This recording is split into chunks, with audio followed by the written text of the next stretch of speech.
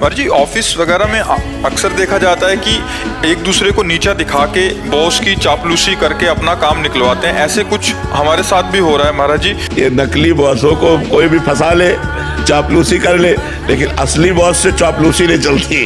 वो शुद्ध सच्चिदानंद में, और उसको रिझा ले तो हमें लगता है सब नकली बॉस भी तुम्हारे अंडर में हो जाएंगे।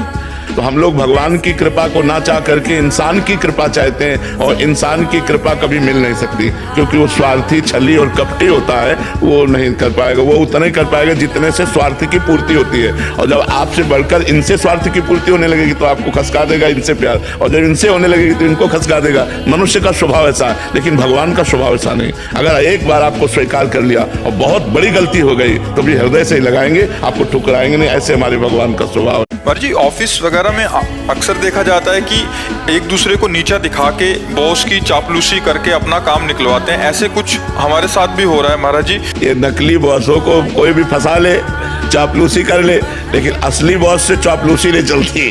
वो शुद्ध सच्चिदानंद में, और उसको रिझा ले तो हमें लगता है सब नकली बॉस भी तुम्हारे अंडर में हो जाएंगे।